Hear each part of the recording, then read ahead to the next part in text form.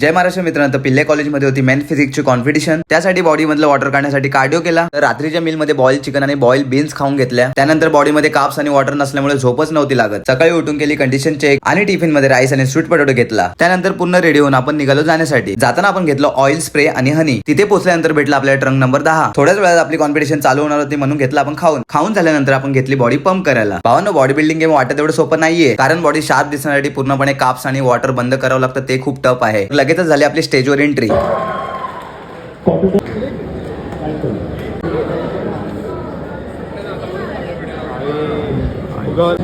right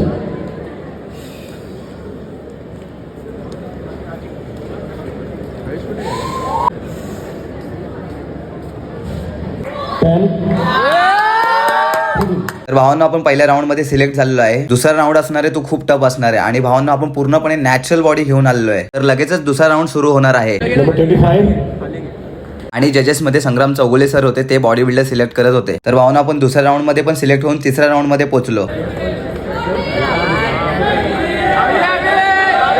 23